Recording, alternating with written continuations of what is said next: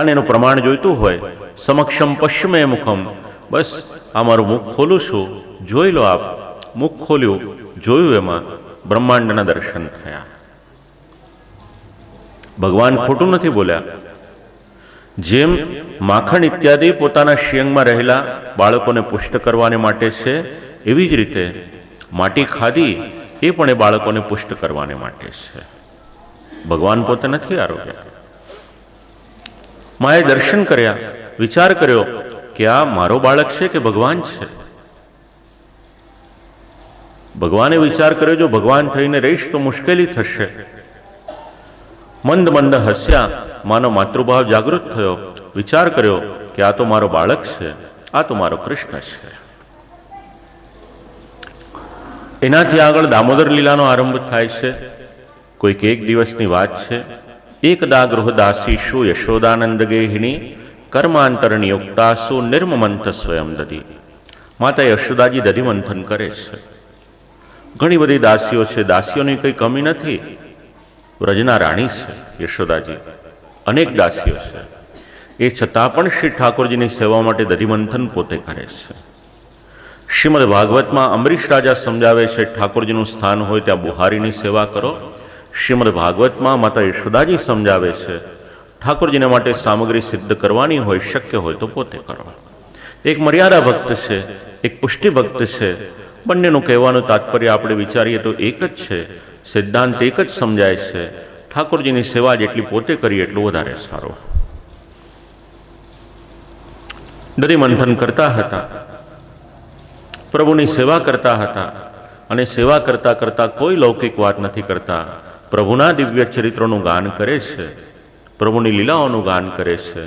ક્યારે પણ ધર્મનું સ્થાન હોય, ઠાકોરજીની સેવાનો પ્રસંગ હોય, લૌકિક વાતો ન કરવી, એવો એક સિદ્ધાંત શ્રીમદ ભાગવતના આ શ્લોકોમાંથી આપણને મળે છે. સ્મરંતી તાન્વગાયત. લૌકિકમાંથી મન અલૌકિકમાં લગાવવાને માટે ભગવત સેવા છે. અલૌકિકમાં રહીને પાછું આપણે લૌકિકની વાતો કરીશું, આપણું મન એમાં પરોવાશે. માટે આવી રીતના નિયમો લાગે છે સામાન્ય, પણ આપણા સૌના માટે ઉપયોગી ઘણા બધા છે. સામગ્રીની સેવા કરીએ, શ્રી ઠાકોરજીની માલાજીની સેવા કરીએ. શક્ય હોય એક શબ્દ પણ ન બોલીએ, વધારે સારું.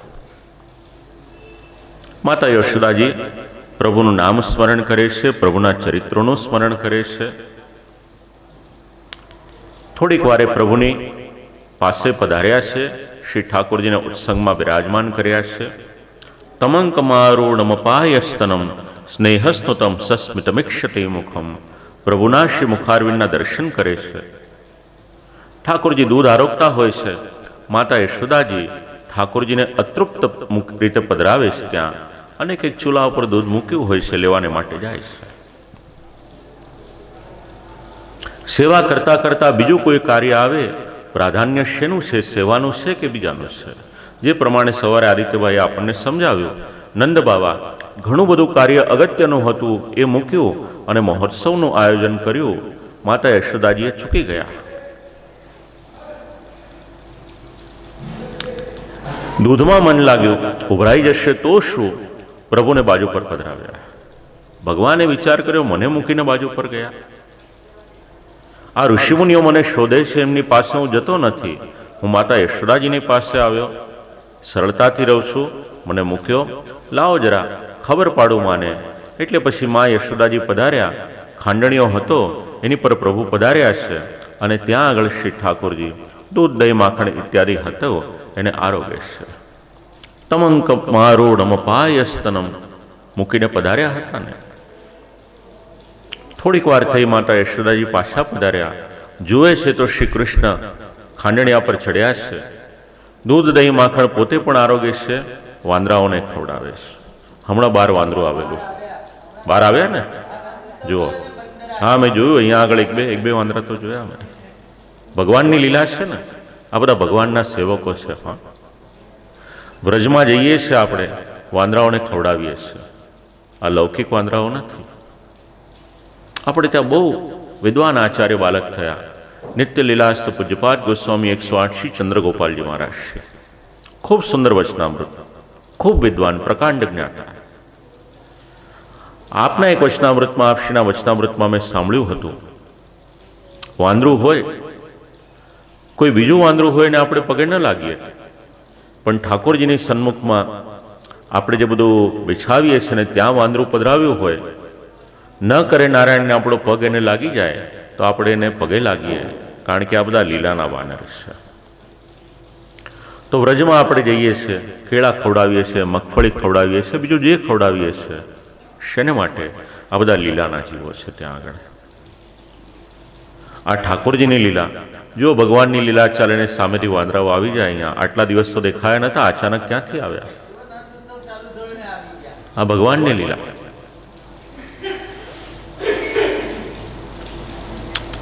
વાંદરાઓને ખવડાવે છે, શેના માટે ખવડાવે છે? ભગવાન કોઈનું લઈને રાજી થાય એવા નથી. હા, ભગવાન વિચાર કરે, રામાવતારમાં તમે મારી ઘણી સેવા કરી છે, આ કૃષ્ણ અવતાર છે, તમને તૃપ્ત કરવું. અને શ્રી ઠાકોરજી પોતાના શિયસ્તે માખણના પિંડ એને ઉડાવે છે અને આ વાંદરાઓ એને ખાય છે. આ ભગવાનનો સ્વભાવ છે. આપણને લાગે પ્રભુ લઈને રાજી થાય, પ્રભુ લઈને રાજી થાય એવા નથી, પ્રભુ આપીને રાજી થાય છે. શીખવાનું છે જીવનમાંથી આપણે સૌએ. માતાએ વિચાર કર્યો કે દરરોજ ગોપીજનો ફરિયાદ કરે, હું એમની વાત સાંભળું નહીં, લાવો પકડું. આજે પકડવાને માટે પ્રયત્ન કર્યો, પકડાયા નહીં. પરિશ્રમિક થયા, થાક્યા, મનમાં દૈન્ય આવ્યું. જેવું દૈન્ય આવ્યું, ભગવાને જોયું મારી માં ઉદાસ થઈ, પકડાઈ ગયા. પકડાયા એટલે બાંધવાને માટે પ્રયત્ન કર્યો. વિચાર કર્યો કે નાનું બાળક કેટલું દોડે, આખરે તો પકડાઈ ગયો ને. ભગવાને કહ્યું પકડાયો નહોતો ત્યારે રડતા હતા, પકડાઈ ગયો ત્યારે આવું વિચારો છો, બાંધી જુઓ. બાંધવાને માટે પ્રયત્ન કર્યો, બંધાયા નહીં. ઘણો પ્રયત્ન કર્યો. જેટલું જેટલું દોરડું લાવે છે, 2 આંગળ ખૂટે છે. કયા 2 આંગળ ખૂટ્યા? ભગવાનને બાંધવાના હોય યા તો ભગવાનની પાસે જવાનું હોય, ગમે એટલો આપણે પ્રયત્ન કરીએ, જીવ અને પ્રભુની વચ્ચે 2 જ આંગળનું અંતર છે. અને શ્રી મહાપ્રભુજી એને દૂર કરે છે. એ 2 આંગળ, એકનું નામ છે અહંતા અને બીજીનું નામ છે મમતા. હજી એને સરળ કરીએ. આ 2 શબ્દ એટલે કયા? એક હું અને બીજું મારું. જ્યાં સુધી આપણા જીવનમાંથી હું અને મારું દૂર થતું નથી, ત્યાં સુધી ભલેને ભગવાન આપણે ઘરે બિરાજ્યા હોય, એ છતાં પણ આપણા સ્નેહને પ્રભુ વશ થતા નથી. એટલે આપણા જીવનમાં રહેલો અહંકાર, આપણા જીવનમાં રહેલી મમતા હોય, એ મમતાને જ્યારે આપણે દૂર કરીએ છીએ ત્યારે પ્રભુ આપણી પર અનુગ્રહ કરે છે. બસ આ 2 આંગળ છે. માતા યશોદાજીને પણ બાંધવાને માટે પ્રયત્ન કરવા છતાં પણ પ્રભુ બંધાયા ન હતા. દૈન્ય આવ્યું, પ્રભુ બંધાઈ ગયા. માતા યશોદાજી પોતાના કામમાં લાગ્યા. ભગવાન શ્રી કૃષ્ણએ વિચાર કર્યો, લાવો મારે પણ 2 જીવોનું કલ્યાણ કરવાનું છે. યમુનાજીના તટ ઉપર પ્રભુ પધારે છે. નલકુબર અને મણિગ્રીવ વૃક્ષ રૂપે રહેલા હોય છે. પ્રભુ એમનું કલ્યાણ કરવાને માટે પધારે છે. રાજાએ પૂછ્યું, કોણ હતા આ 2 જીવ જેમના માટે ભગવાન પધાર્યા? કહ્યું, રુદ્રસ્યાનુચરો ભૂત્વા સુદ્રપ્તો ધનદાત્મજો. ધનજના 2 સંતાનો હતા. એકનું નામ નલકુબર, બીજાનું નામ મણિગ્રીવ. ખૂબ સુંદર પ્રસંગ છે, સિદ્ધાંત સમજવા જેવો છે. અગાધ સંપત્તિ હતી. સંપત્તિને કારણે એમનામાં દોષ આવ્યા હતા. સંપત્તિને કારણે આવેલા દોષ શ્રી મહાપ્રભુજી એવું સમજાવે છે. 3 પ્રકારના મદ હોય. કોઈકને વિદ્યાનો મદ હોય, કોઈકને ધનનો મદ હોય, તો કોઈકને સારા કુળમાં જન્મ થયો હોય એનો મદ હોય. અગાધ સંપત્તિ હતી. ધનદ કુબેર છે. વેપારી જ્યારે ચોપડા પૂજન કરે ત્યારે એવું લખે કે કુબેર ભંડારીની કૃપા હજો. તો એમના ઘરમાં સંપત્તિની શું કમી? સંપત્તિ અગાધ હતી, પણ સંસ્કારની કમી હતી. સંપત્તિ અને સંસ્કારનો સમન્વય એ ભાગ્યશાળીને ત્યાં થાય છે, દરેકને ત્યાં નથી થતો. જો સંપત્તિ અને સંસ્કારનો સમન્વય હોય તો એને પ્રભુની કૃપા સમજજો.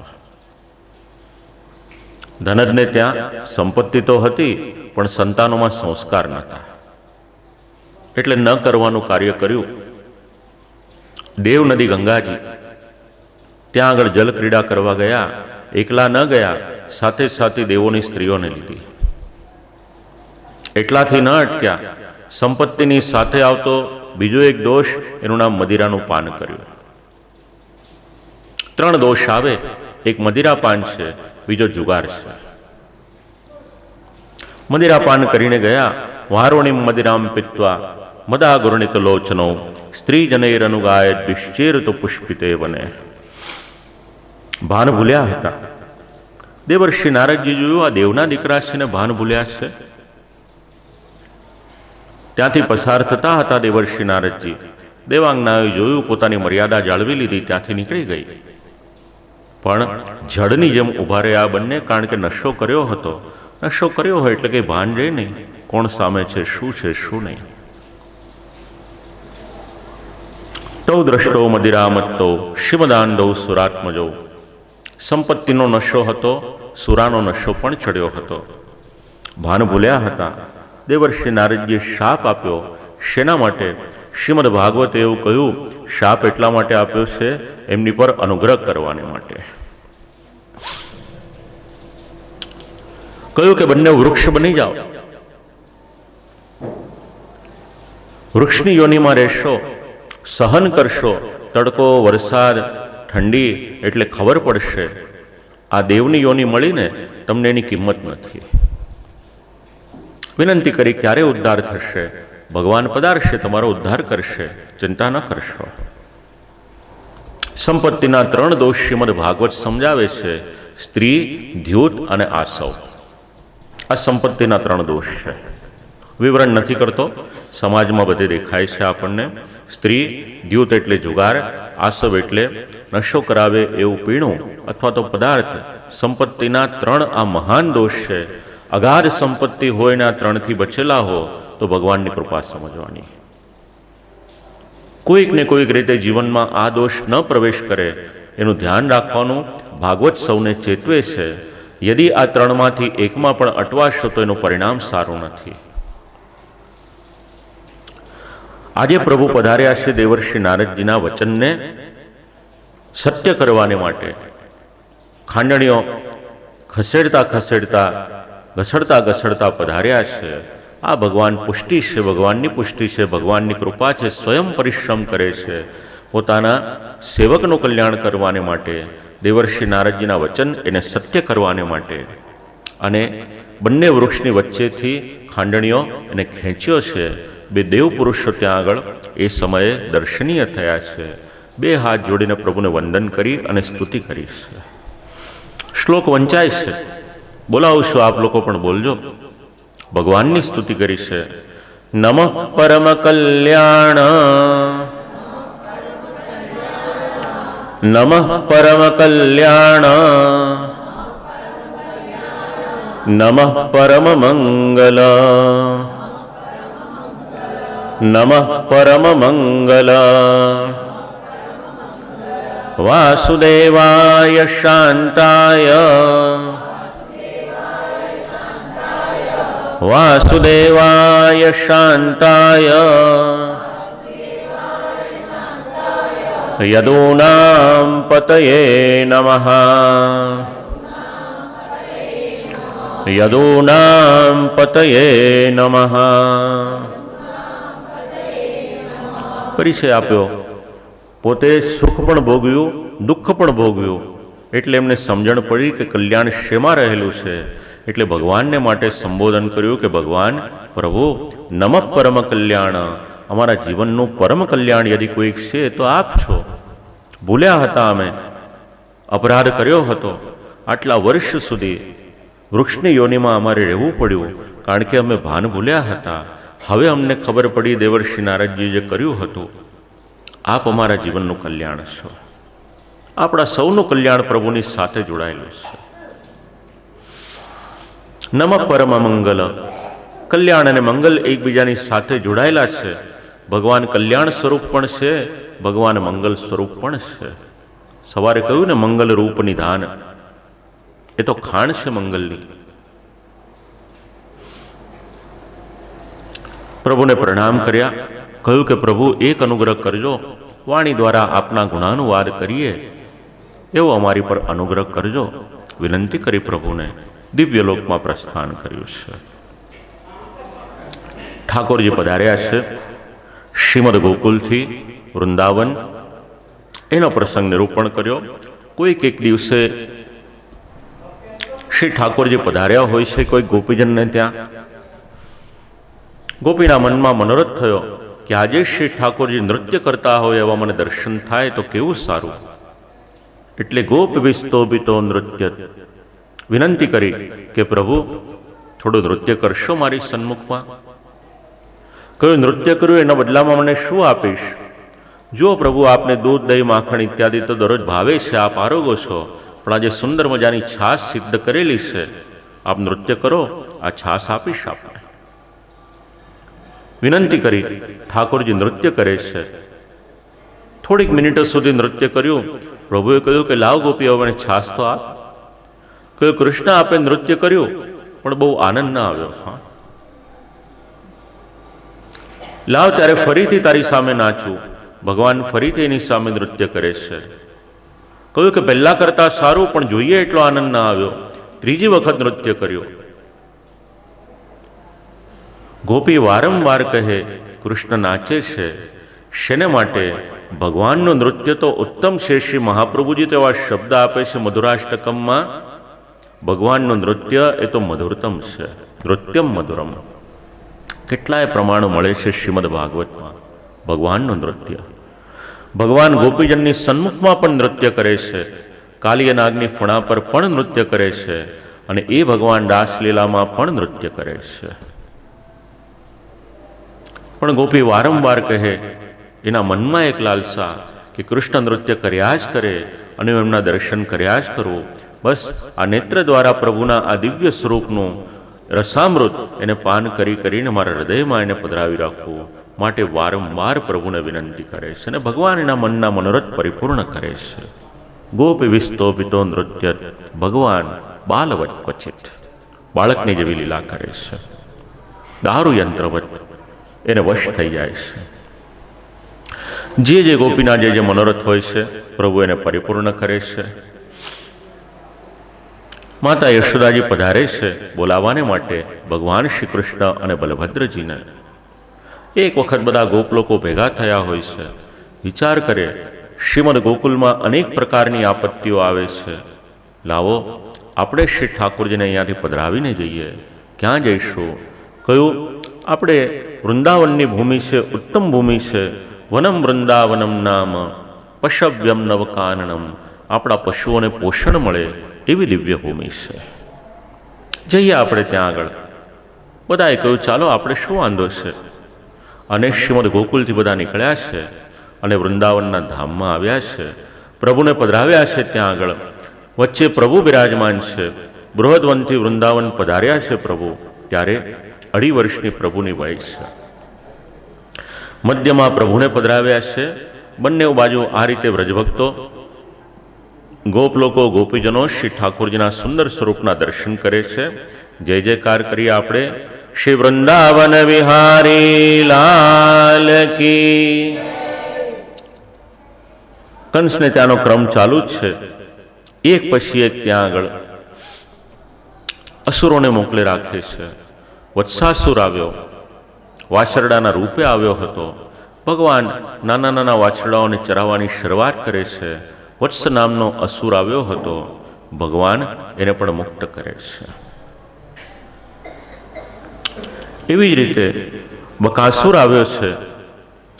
સભય બકો નામ મહાન અસુરો બકરૂપદ્રુપ આગત્ય સહસા કૃષ્ણમ તીક્ષ્ણ તુંડો ગ્રસદબલી. પરિચય આપ્યો. કોણ છે આ વત્સાસુર? વાછરડાઓનો દોષ હતો. ભગવાને વત્સાસુરનો વધ કર્યો. વાછરડોમાં રહેલો જે દોષ હતો એ દોષને દૂર કર્યો છે.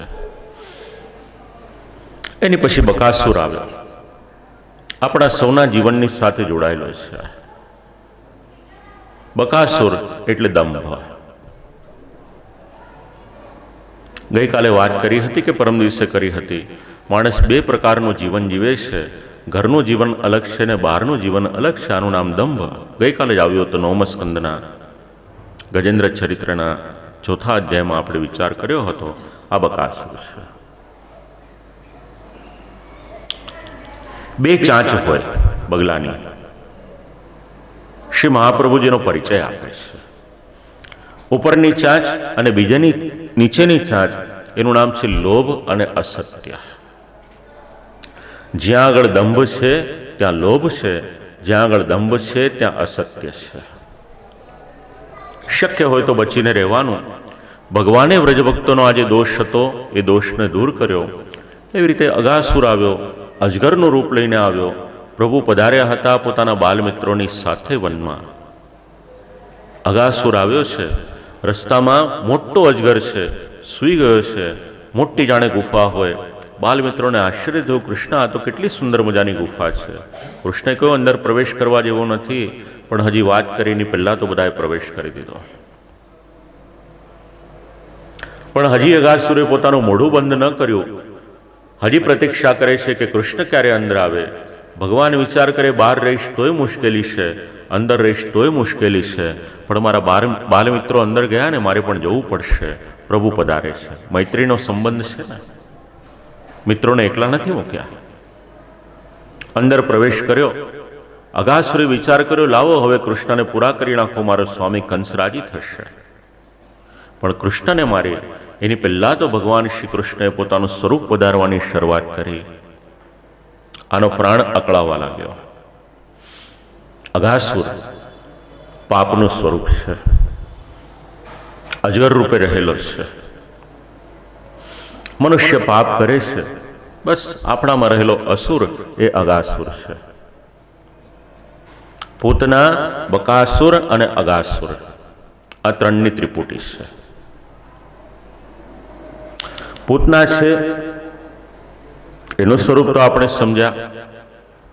માયા, દંભ અને પાપ આ ત્રણેય એકબીજાની સાથે જોડાયેલા રહે છે. માયા છે, દંભ છે, ત્યાં પાપ છે. બસ આ પૂતના, અગાસુર ને બકાસુર એના ચરિત્રો છે. ભાષાંતર વાંચી આપણને લાગે કે અજગરને માર્યો, એમાં શું મોટી વાત છે? આખી સૃષ્ટિની ઉત્પત્તિ કરે, લય કરે, ભગવાનને માટે કોઈ અજગરને માર્યો, એમાં શું મોટી વાત છે? પણ એના રહસ્ય છે. શ્રી ભાગવત ગૂઢાર્થ પ્રકાશન પરાયણ શ્રી મહાપ્રભુજી આપણને એના જે ગૂઢ રહસ્યો છે સમજાવે છે. એનાથી આગળ એક દિવસ એવો હોય છે, ભગવાને નક્કી કર્યું સાથે કે ચાલો આપણે બધા ભેગા થઈ અને વનમાં જઈએ, વન ભોજન કરીશું. આજે આપણે પાર્ટી પિકનિક કરીએ છીએ ને, રિસોર્ટમાં જઈએ, ઘરથી 50-100 કિલોમીટર દૂર જઈએ, આપણને પ્રકૃતિ મળે, આપણે આનંદ કરીએ છીએ. મૂળ તો ભાગવતમાં છે. હા, મુંબઈની નજીક એક ટાઈમ પેલું ટીકોજીની વાડી બહુ ચાલી હતી ને. બસ ભાગવત વાંચો, ખાલી એને જોવાની દ્રષ્ટિ બદલો, બીજું કંઈ નથી કરવાનું. ઘણા બધા સંદર્ભ મળી રહેશે એમાંથી. બાલમિત્રોને કહ્યું આવતીકાલે જઈશું આપણે. બધા જ મિત્રો પોતપોતાને ત્યાંથી એમની માએ એટલે ગોપીજનોએ સુંદર મજાની સામગ્રી સિદ્ધ કરીને પધરાવી આપી છે કે લો, આ કૃષ્ણને બહુ ભાવે છે. પુષ્ટિમાર્ગમાં આપણે શ્રી ઠાકોરજીને વધારેની સામગ્રી સિદ્ધ કરીને ધરાવીએ, એનો જે મનોરથ કરીએ એને શું કહેવાય? અટકીનો મનોરથ. અધિક માત્રામાં સામગ્રી આપણે ઠાકોરજીને ધરીએ. ગઈકાલે કહ્યું હતું ને કે સામગ્રીથી ઠાકોરજી પ્રસન્ન થાય. બસ ગોપીજનોએ સુંદર મજાની સામગ્રી સિદ્ધ કરીને આપી, દરેક ગોપબાલને આપી છે કે લો, આ કૃષ્ણને બહુ ભાવે છે, એમને આપજો. ભેગા થઈને વનમાં આવ્યા છે. સરિત પુલિનમાનીય ભગવાનિદમબ્રવીત, શ્રી યમુના મહારાણીજીના કાંઠા પર તટ પર આવ્યા અને ભગવાને કહ્યું, અહોતિ રમ્યમ, જો કેટલું સુંદર સ્થાન છે. પુલિનમ વયસ્યાહા, શ્રી યમુનાજીના પુલિન કેટલા સુંદર છે, તટ કેટલા સુંદર છે. અત્ર ભોક્તવ્યમસ્માભિ, બસ આપણે અહીંયા આગળ ભોજન કરીએ બધા. કયું આપણા વાછરડાઓનું ધ્યાન કોણ રાખશે? ચિંતા ન કરશો ને, હું ધ્યાન રાખીશ. ભોજન કરવાની શરૂઆત કરવાને માટે વત્સા સમીપે પપ્પિત્વા ચરંતો શનકે સ્તૃણમ, શ્રી યમુનાજીનું જલ પીધું છે વાછરડાઓએ. આજુબાજુમાં જે ઘાસ ઇત્યાદિ હતું એ ચરવાની શરૂઆત કરી છે. કે કૃષ્ણ આપણે વનમાં તો આવ્યા, પણ આપણી પાસે પાત્ર તો છે નહીં, ભોજન શેમાં કરીશું? કોઈ આ પ્રકૃતિએ બધા પાત્રો બનાવ્યા છે ને લઈ આવો ને. એટલે બાલ મિત્રો ગયા છે. કેચિત પુષ્પદલૈહિ, સુંદર મજાના મોટા મોટા ફૂલ હતા, કેટલાક બાળકો લઈ આવ્યા. લો કૃષ્ણ, આ ફૂલના ઊંડાણમાં આપણે કંઈ પ્રવાહી પદાર્થ પધરાવવો હશે ને તો પધરાવી શકાશે. કેચિત પુષ્પદલૈહિ, કેચિત પલ્લવૈહિ, કેટલાક પાન લઈ આવ્યા. આપણા જેટલા મંદિરો છે થાળી વાટકામાં ભલે અત્યારે ભોજન કરીએ, પણ મૂળ આપણે ત્યાં પ્રથા હતી એમાં પત્તલમાં ભોજન થતું હતું. ઇકો ફ્રેન્ડલી વાત સવારે સાંભળીને, આ યંગર જનરેશન છે ને એટલે તમારી બધાની ભાષામાં વાત કરે છે. પલ્લવૈહિ, મંડાણ થાય, હજારો વૈષ્ણવ ભોજન કરે, પત્તલમાં ભોજન કરે. હજી છે, બરાબર છે, ઘણા ગામોમાં છે. હમણાં જ ગયો હતો ત્યાં આગળ, બરાબર છે. 10 દિવસ પહેલા જ આપશીને ત્યાં ગયો હતો. આજે પણ છે ત્યાં આગળ. હવે ફાયદો શું છે આનો? સૌથી મોટો લાભ, મનુષ્યને તો અન્ન દ્વારા પોષણ મળે છે, પણ જે પશુઓ છે, પત્તલ એક એવું છે, પશુ પણ એનો આહાર લઈ શકે છે, એટલે એને પણ એના દ્વારા પોષણ મળે છે. ભગવાને એટલી સુંદર એટલી વ્યવસ્થા કરી છે, જો વધારે કંઈ નહીં અને આપણે એને વફાદાર રહીને જીવન જીવીએ ને તો એ આ પ્રકૃતિનો ચક્ર છે બરાબર ચાલે રાખે. આ ગ્લોબલ બધી સમિટ થાય છે ને એન્વાયરમેન્ટને માટે દર વર્ષે જીનીવામાં ને બધી અલગ અલગ જગ્યાએ. ભાગવત વાંચો ને, 2-4 સૂત્રો જીવનમાં આવી જશે ને તો આ બધું કરવું નહીં પડે. એટલું સામર્થ્ય છે ભાગવતમાં. સુંદર મજાના પત્તલ દોના સિદ્ધ કર્યા. આજે પણ આપણે જઈએ ને વ્રજમંડલમાં, શ્યામ ઢાક પાસે દોના કદંબ છે ત્યાં આગળ, ત્યાંનું આપણે પાન લઈએ એટલે તરત જ એ દોનાના આકારનો થઈ જાય છે. બસ આ ભાગવત પ્રમાણ આપે છે. કેચિત પુષ્પદલૈહિ, કેચિત પલ્લવૈહિ, અંકુરૈહિ, ફલૈહિ. આપણે સોના ચાંદીના વાસણ ગયા, તાંબા પિત્તળના વાસણ ગયા, કાંસાના વાસણ ગયા, સ્ટીલના આવ્યા, એનાથી પણ આગળ આપણે વધ્યા. ડિસ્પોઝેબલ લાવ્યા ને, એલ્યુમિનિયમના ફોઇલ લાવ્યા. એક તરફ આપણે પ્રકૃતિની વાત કરીએ અને બીજી તરફ આ બધું ઈચ્છાએ કે અનિચ્છાએ વાપરવું જ પડે, શું કરીએ? પણ શક્ય હોય ત્યાં સુધી જેટલું રિસાયકલ થઈ શકે એટલું વાપરીએ તો વધારે સારું. ભલે થોડું મોંઘું આવે, પણ એટલું તો સંરક્ષણ થશે પ્રકૃતિનું. ક્યાં ભાગ્ય હતા વિચાર કરો. સોના ચાંદીના પાત્રથી લઈ અને આપણે ત્યાં તો સંપત્તિ ન હોય, માટીના પાત્ર પણ ચાલે. બસ એ માટી હોય, પ્રકૃતિમાં ભળી જાય પાછી, કોઈ પ્રકારનું એમાં પોલ્યુશનનો તો પ્રશ્ન આવે જ નહીં. કુંભારને પણ રોજીરોટી મળે. એટલા જ માટે ઋગ્વેદ કહે છે ને, કુંભારને પણ પગે લાગે છે. કુલ્યાય નમઃ. કુંભારને પગે શેને માટે લાગે છે? સહાયક છે પ્રકૃતિને. બધાએ વિનંતી કરી પ્રભુને. બિબ્રદ વેણુમ જઠરપટયો શુંગ વેત્રે ચકક્ષે વામે પાણો મસૃણ કવલમ તત્ફલાન્યંગુલીશુ. શ્રી ઠાકોરજી દરેક બાલમિત્રની પાસે જાય છે, વામ કરકમલ એને લંબાવે છે. શ્રી ઠાકોરજીના શ્રીહસ્તમાં નાના નાના બાળકો છે, સુંદર મજાની સામગ્રી એને પધરાવે છે. શ્રી ઠાકોરજી સામગ્રી આરોગે. આમ કરતા કરતા એક મિત્ર હોય છે, સુંદર મજાનું દહીં એની માએ મોકલ્યું હોય છે, ગોપીઓ મોકલ્યું હોય છે. શ્રી ઠાકોરજી એ દહીં આરોગે છે. વ્રજમંડલમાં થયેલી લીલા છે, વ્રજના સ્થાનમાં થયેલી લીલા છે. અને આરોગતા આરોગતા શ્રી ઠાકોરજી એ દહીંના વખાણ કરે, એટલી બધી પ્રશંસા કરે. આજ દધી મીઠો મદન ગોપાલ. બધા બાલમિત્રો કહે, કૃષ્ણ આટલા બધા વખાણ કરો છો, અમને આપો તો ખરા. પણ આમ બોલતા બોલતા તો બધું દહીં આરોગી જાય છે. કહ્યું, કૃષ્ણ અમે તો રહી ગયા. જીન નહીં ખાયો સુનો રે ભૈયા. બસ અમારી હથેળી છે ને એને ચાટો. વિચાર કરો, ક્યાં બ્રહ્મ, જેમના દર્શન કરવાને માટે ઋષિમુનિઓ હજારો વર્ષની તપસ્યા કરે, એ બ્રહ્મના શ્રીહસ્તને સ્પર્શ કરવાનો નહીં, ચાટવાનો લાભ ભગવાને આ બધા બાલમિત્રોને આપ્યો છે. આ પુષ્ટિના પ્રભુ છે. તો બ્રહ્માજી જુએ છે આકાશમાંથી આ બધું. વિચાર કરે, આમનામાં કે આચાર વિચાર તો છે નહીં, એઠું જૂઠું સમજતા નથી. આમને ભગવાન કઈ રીતે કહેવાય? આપણને બધાને શંકા થાય એવું નહીં. હા, બ્રહ્માજીને શંકા થઈ. એનું જ નામ ભગવાનની માયા છે ને. વાછરડાઓ લઈ લીધા. બાલમિત્રોએ કહ્યું, કૃષ્ણ વાછરડાઓ દેખાતા નથી. કહ્યું કે આ ભોજન ચાલુ રાખો, હું લઈને આવું છું. શોધવા ગયા હતા તો બાલમિત્રોને લઈ લીધા.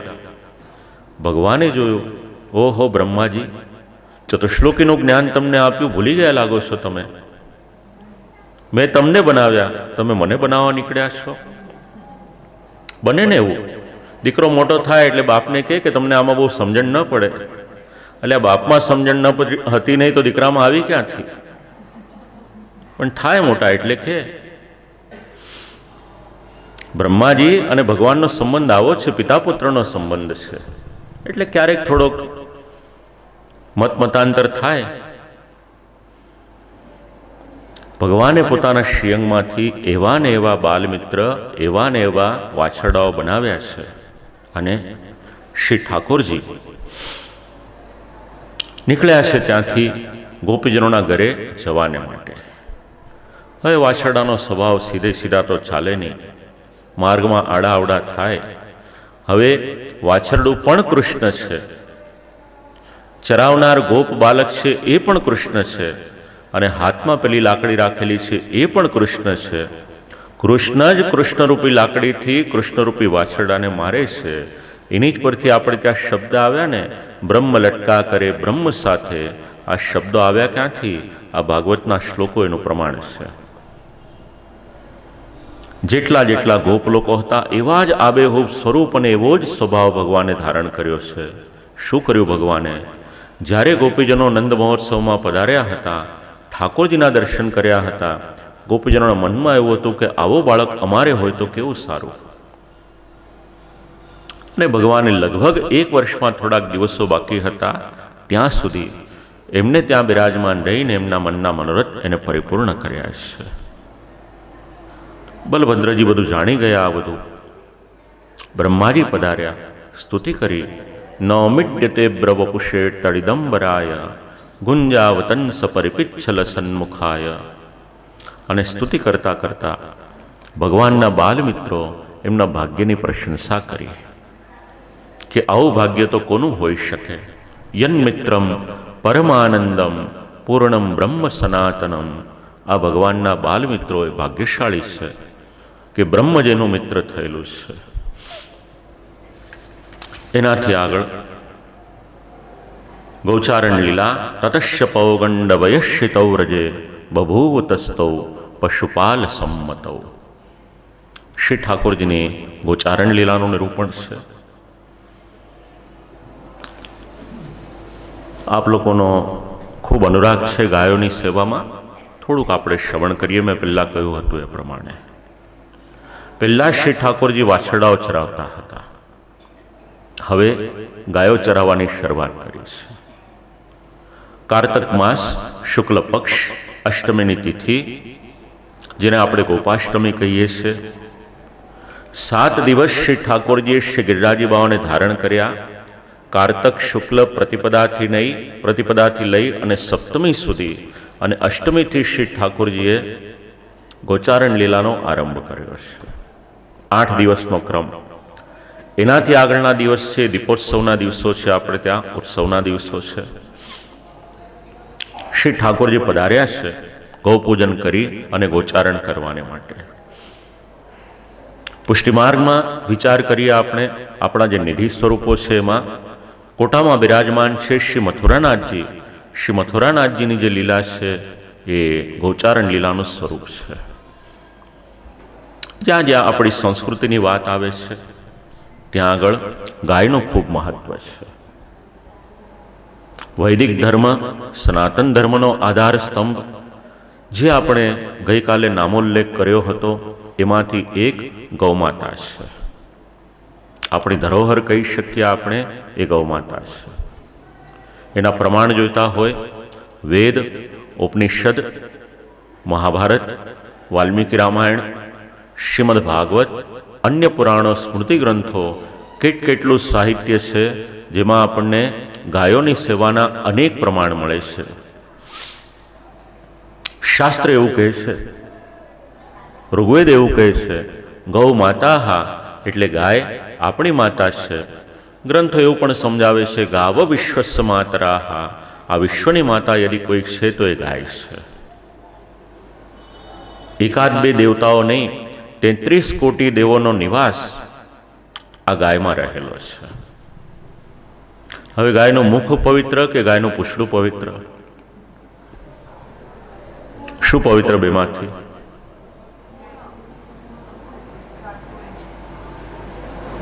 શું કહે છે? આખી ગાય પવિત્ર. આ સારામાં સારો જવાબ યાર. આનું નામ બુદ્ધિશાળી. સવારે કીધું ને, એક ગુંજા કે બે ગુંજા, તો કે પૂછો છો એટલે બે જ ગુંજા કહેવાય.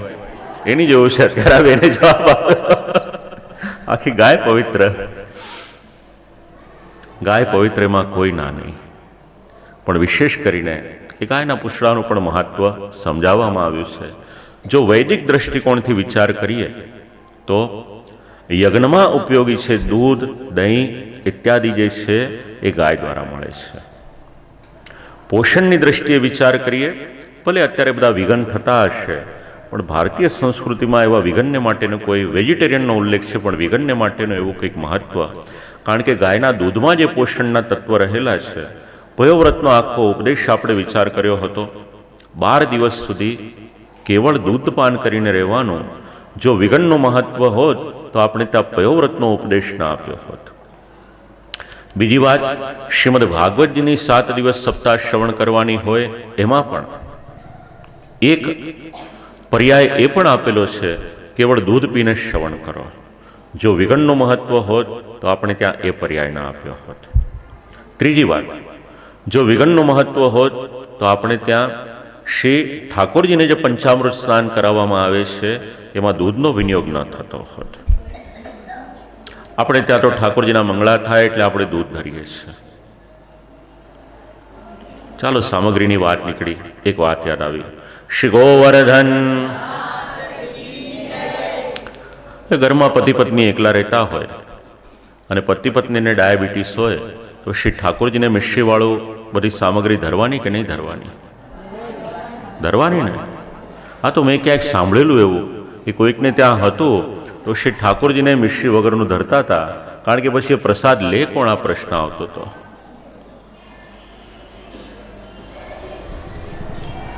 પણ ગાયનું શુદ્ધ દૂધ હોય ને, એમાં એટલું માધુર્ય હોય છે કે એમાં મિશ્રી ભેળવવાની આવશ્યકતા રહેતી નથી. એ દૂધમાં જ એટલું બધું માધુર્ય રહેલું છે. ઘણા બધા લાભ છે. પુષ્ટિમાર્ગીય સેવા ક્રમમાં પણ આપણે વિચારીએ, શ્રી મહાપ્રભુજીને શ્રી ગોવર્ધનનાથજીની આજ્ઞા થાય છે. શ્રીનાથજી ચરિત્રામૃતમાં એનો ઉલ્લેખ છે, શ્રી ગોવર્ધનનાથજીની પ્રાકટ્ય વાર્તામાં ઉલ્લેખ છે. ભગવાનની આજ્ઞા થઈ, મારા માટે ગાયોની વ્યવસ્થા કરો. કોઈ સંપત્તિ નથી શ્રી મહાપ્રભુજીની પાસે. ખૂબ સરળ જીવન હતું. ખૂબ સરળ જીવન હતું. ધોતી ઉપરનો ધારણ કરે, એક મુદ્રિકા ધારણ કરે શ્રી હસ્તમાં. એ પણ વૈદિક કર્મ કરવાનું હોય એના માટે. કહ્યું કે આ વીંટી છે ને વેચી આવો ને ગાય લઈ આવો. સદુ પાંડે બધાએ કહ્યું અમારી પાસે ઘણી ગાયો છે. શ્રી મહાપ્રભુજીએ આજ્ઞા કરી, આપની પાસે ભલે રહી, ભગવદ આજ્ઞા મને થઈ છે ને, પહેલાં તો મારી તરફથી ગાય આવે એટલે ગાય લાવ્યા, અને પછી બાકીના બધા વ્રજવાસીઓએ ગાય આપી હતી. પછી શ્રી ગુસાઈજી પ્રભુચરણે ખીરકની વ્યવસ્થા કરી. સવારે આપણે સાંભળ્યું કાન જગાઈ, હમણાં ગોવર્ધન લીલા આવશે ને. અન્નકૂટના દર્શન કરવા તો જઈએ આપણે, પણ કાન જગાઈના બી દર્શન કરવા જેવા છે. હા, આનંદ આવે. કાન જગાઈ એટલે શું ખ્યાલ છે કોઈને? બરાબર છે, એકદમ બરાબર છે. આમંત્રણ આપવું. ગાયોના કાનમાં આપણે વિનંતી, જે પણ વલ્લભકુલના આચાર્ય બાળકોએ વિનંતી કરે કે અન્નકૂટનો જે પ્રસંગ હોય, ગોવર્ધન લીલાનો પ્રસંગ હોય, એમાં નિમંત્રણ આપવાને માટે છે. સજાવવામાં આવે ગાયોને. પુષ્ટિમાં તો ખૂબ મહાત્મ્ય છે. શ્રી હરિરાયજી મહાપ્રભુજી હોય, શ્રી ગુસાઈજી પ્રભુચરણ હોય, ઘણું મહાત્મ્ય છે. એક વાક્ય અંતિમ એટલું કહીશ, શક્ય હોય એટલી ગૌ સેવા કરજો. શક્ય હોય ગૌ સંરક્ષણ જેટલું થઈ શકે એટલું કરવાને માટે પ્રયત્ન કરજો. ઘણી બધી ગૌશાળાઓ છે. આપણે તો કલ્પના ન કરી હોય એવી રીતે ગાયોની સેવા કરે છે. તો જે સેવા કરતું હોય નિષ્ઠાથી, જો આપણે કંઈક દ્રવ્યની સહાય પણ કરી શકીએ, એમને જરૂરિયાત છે એટલા માટે નહીં, આપણો ધર્મ સમજીને. જીવનમાં ક્યારેય પણ સામેવાળાની જરૂરિયાત છે એટલા માટે આપી આવો ભાવ ન રાખશો. આપણું કર્તવ્ય છે, આપણો ધર્મ સિદ્ધ થાય છે. લેનાર તો આપણી પર અનુગ્રહ કરે છે કે લે છે, એ ભાવથી આપવું, તો સામેવાળાનું ગૌરવ જળવાશે. હા, એની પછી ધેનુક નામનો અસુર આવે છે, એનો વધ થાય છે. દેહાધ્યાસ હોય છે એને નિવૃત્ત કરાવે છે. અને પછી પ્રભુ એક વખત પધારે છે કાલિંદીજીના જલમાં. કાલિય નામનો નાગ હોય છે. આ કથા તો આપ લોકો સૌ જાણો છો. ખૂબ જ વિષ હોય છે એનામાં, એક એક ફણામાં એક એક વિષ હોય છે. ભગવાન એને વિષ વગરનો બનાવે છે, કાલિયનું દમન કરે છે. કાલિય દમન શું છે? આપણી પણ અનંત વૃત્તિઓ રહેલી છે. આ કાલિય નાગની બધી ફણાઓ છે ને, આપણા જીવનમાં રહેલી વૃત્તિઓ છે. કઈ વૃત્તિ? અભિમાનની વૃત્તિ. કોઈ કાર્ય થાય, આપણે એવું વિચારીએ કે મારી વગર આ કાર્ય કોઈ કરી જ ન શકે, બસ આનું નામ અભિમાન ને એની વૃત્તિ. કામ અટકે આપણું. પ્રભુને વિનંતી કરીએ કે પ્રભુ આપ કૃપા કરશો તો જ થશે. હા, અને ભગવાનને જ્યારે અભિમાન દૂર કરવું હોય, એકાદ બે ટપલા લગાવે, પછી કોઈ દિવસ આપણે મંગળામાં ન જતા હોય તો જતા થઈ જઈએ.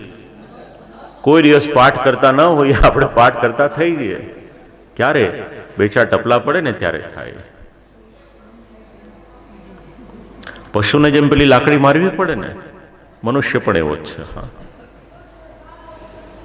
એટલે સીધે સીધા ચાલવાનું ને. ચાલશો ને? ચાલો જ છો ભલા માણસ. શ્રી ગોવર્ધન. ખૂબ સુંદર લીલા છે શ્રી ઠાકોરજીની કાલિય નાગની. તમ ચંડ વેગ વિષવીર્યમ અવેક્ષતેના દુષ્ટામ નદીમ ચ ખલ સંયમનાવતારહા. જે ખલ છે, જે દુષ્ટ છે, એને સંયમમાં રાખવા, નિયમમાં રાખવા ભગવાન શ્રી કૃષ્ણ ભૂતલ પર પધાર્યા છે. ખૂબ બારીકાઈથી ભગવાન શ્રી કૃષ્ણનું જીવન ચરિત્ર વાંચવા જેવું છે, એને મોડર્ન રીતે પણ વિચારવા જેવું છે. ટ્રેડિશનલ કથાઓ તો છે જ, પણ અર્વાચીન રીતે પણ એને વિચારીએ ત્યારે આપણને ખબર પડે. દમન કર્યું કાલિયનું, એની વૃત્તિઓને વશમાં કરાવી શાંત કરી છે પ્રભુએ. હવે નાગપત્નીઓ પ્રભુની પાસે આવે છે, વિનંતી કરે છે કે પ્રભુ આપે કાલિયની ફણાઓમાં રહેલું જે વિષ હતું દૂર કર્યું. પ્રભુએ એની એક એક ફણાઓ જે નમતી ન હતી એને નમાવી દીધી છે. મનુષ્ય નિરંકુશ છે જો એનામાં સંસ્કાર ન હોય તો.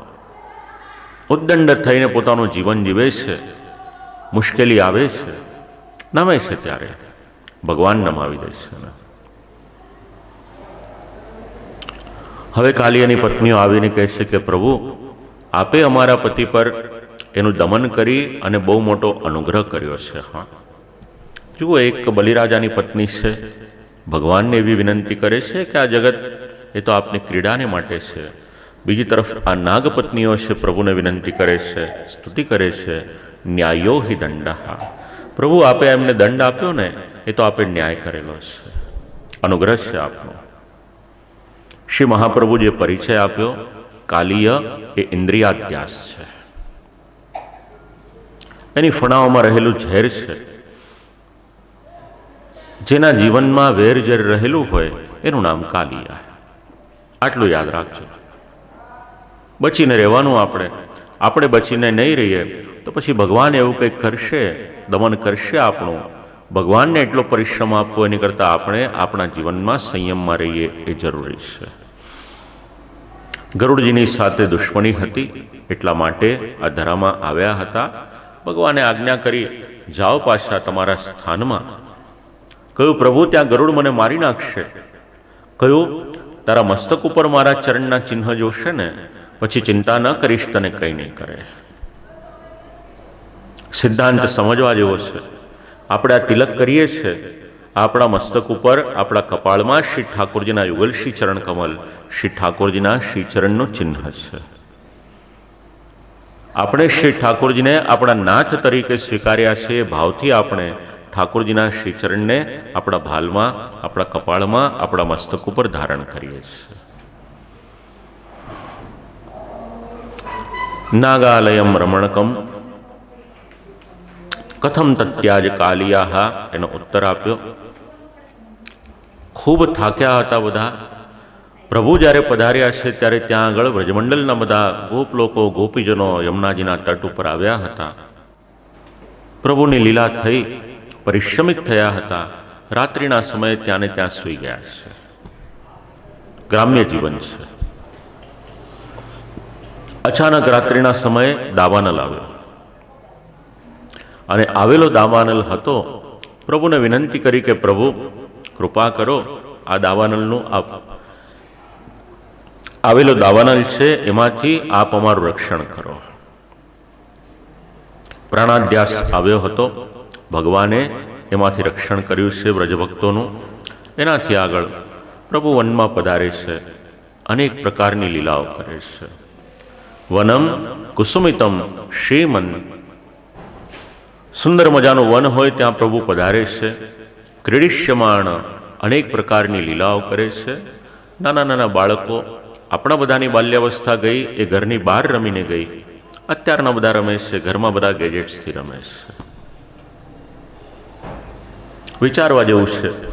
શેરિંગનો જે નેચર હતો, ધીરે ધીરે કરીને એ નીકળી ગયો હવે.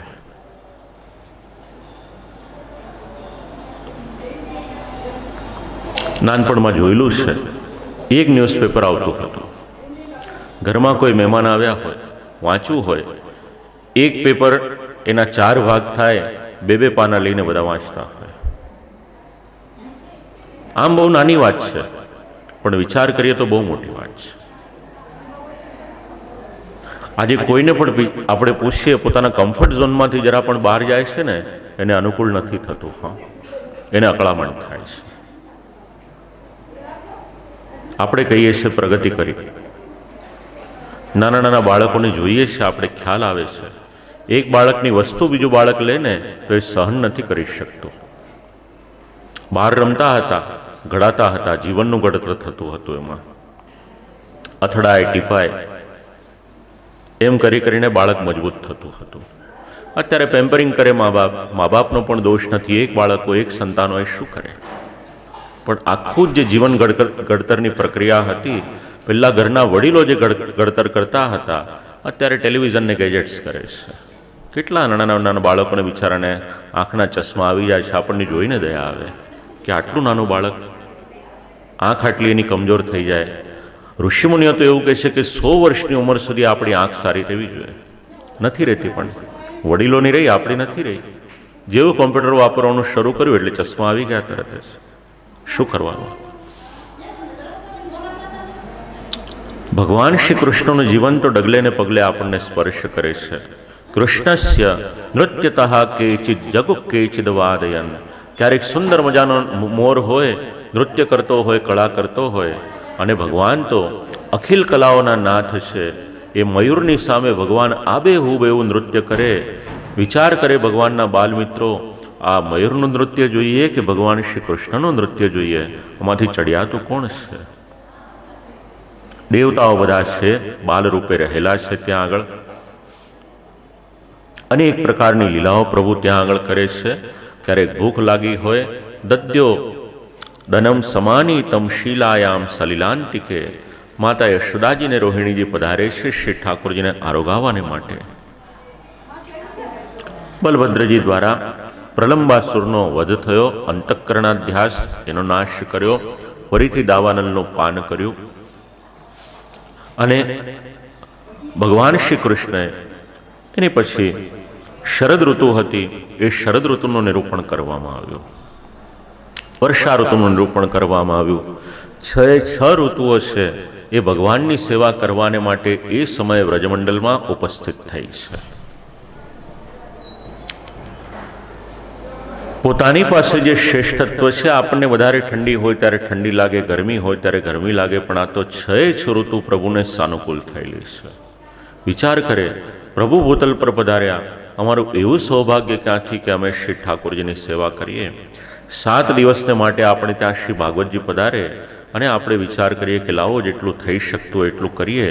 ઋતુઓ પણ વિચારે, પ્રભુ પધાર્યા છે ને, લાવો આપણે સેવા કરીએ. ભગવાનની સેવા કરે છે ઋતુઓ. આમ કરતા કરતા 21મો અધ્યાય, જેમાં શ્રી ઠાકોરજીના વેણુગીત એનું નિરૂપણ કરવામાં આવ્યું છે. ખૂબ જ પ્રસિદ્ધ અને કંઠસ્થ કરવા જેવો શ્લોક છે. આપ લોકોને બોલાવું છું. જેમને કંઠસ્થ હોય, મોડે હોય એનો તો વાંધો નથી, પણ ન હોય તો આ શ્લોક નિત્ય પોતાના સેવ્ય શ્રી ઠાકોરજીની પાસે ગાન કરવા જેવો છે. ખૂબ મહત્વ છે આ શ્લોકનું. 1-2 કલાક બોલીએ તો ઓછું પડે એવું છે. બોલાવું છું આપ લોકોને. બર્હાપીડમ નટવર વપુઃ કર્ણયો કર્ણિકારમ બિભ્રદવાસઃ કનકકપિશમ વૈજયંતીમ ચ માલામ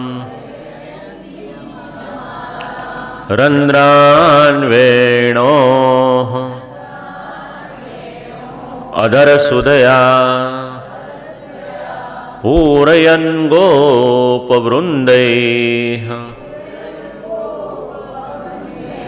વૃંદારણ્યમ સ્વપદરમણમ પ્રાવિશદ ગીતકીર્તિઃ. બોલો, પીપીટી કામ લાગે છે કે નહીં? ઉપયોગી થાય કે ને? આદિત્યભાઈનો આઈડિયા છે, મારો નથી.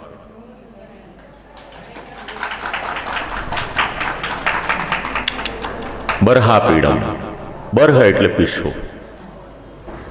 એક પ્રશ્ન પૂછ્યો હતો ને સવારે, બધા શૃંગાર ધરીએ આપણે, પણ કયા શૃંગાર ન ધરીએ ત્યાં સુધી શૃંગાર અધૂરા ગણાય.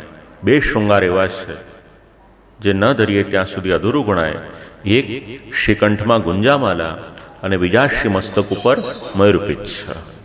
પછી શ્રી ગુસાઈજી પ્રભુચરણના સમયથી બાકીના પાગ વગેરે જે આવ્યા 6 પ્રકારના ને અલગ અલગ શૃંગાર, પણ મૂળ મયુરપીચ્છ. બર્હાપીડમ, પ્રભુના શ્રી મસ્તક ઉપર મયુરપીચ્છ શોભાયમાન છે. શેને માટે? મયુર એટલે મોર, એનો સંબંધ છે રસની સાથે, અને ભગવાન પણ અનેક રસોએ તો પ્રભુની અનેક લીલાઓમાં જોડાયેલા છે. નાયક છે પ્રભુ, રસના ભોગતા છે. બર્હાપીડમ. અલગ અલગ મત મળે, પણ શ્રી મહાપ્રભુજી એનો સંબંધ મુખ્ય કરીને રસની સાથે કરે છે. આપણે ત્યાં જ્યારે મુકુટનો શૃંગાર આવે છે, એનો સંબંધ પણ આપણે વિચારીએ તો થોડો રસની સાથે છે. મુકુટ કાશીનો શૃંગાર જ્યારે આવે છે, શ્રી ઠાકોરજી શ્રી મસ્તક ઉપર મયુરપીચ્છ ધારણ કરે છે. નટવર વપુઃ.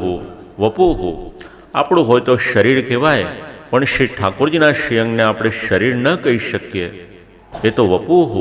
શ્રીઅંગ કહીએ તો ચાલે. આપણો હોય તો દેહ કહેવાય, પણ પ્રભુનું હોય વપુઃ. વપુ એટલે શું? વમ અમૃતમ પુષ્ણાતિ ઇતિ વપુઃ. ઠાકોરજીના દર્શન કરે એટલે ઠાકોરજીના સ્વરૂપમાંથી અમૃતત્વની પ્રાપ્તિ થાય છે. હવે ગોવર્ધન લીલા આવશે ને. 7 દિવસ સુધી શ્રી ગિરિરાજી બાવાને ધારણ કર્યા. નથી કોઈને ભૂખ લાગી, નથી કોઈને તરસ લાગી. શેના માટે? કારણ કે વમ અમૃતમ પુષ્ણાતિ ઇતિ વપુઃ. આવા પ્રભુ એમનું સ્મરણ કર્યું છે. અને શ્રી ઠાકોરજી જ્યારે વનમાં પધારે છે, અલગ અલગ વર્ગને જે અનુભૂતિ થાય છે, જે આનંદ થાય છે, પ્રભુ જ્યારે વેણુના નાદ કરે છે એની અસર કોની પર શું થાય છે એનું નિરૂપણ કર્યું. એમાં એક છે હરિણીઓ.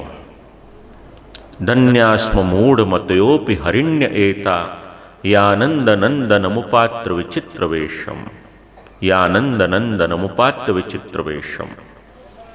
વનમાં હરિણીઓ હોય છે, ઠાકોરજીના દિવ્ય સ્વરૂપના દર્શન કરે છે. હવે ભગવાનની સેવા કરવાની તો કોઈ યોગ્યતા છે નહીં, ભગવાનની પૂજા કરવાને માટે પ્રયત્ન કરે, પણ પશુઓની છે, ભગવાનની પૂજા કરવાને માટે કોઈ પણ સાધન સામગ્રી એને એકત્ર પણ કરી શકે એમ નથી, કે એની પાસે એવા હસ્ત પણ નથી કે પ્રભુની સેવા કરી શકે કે પૂજા કરી શકે.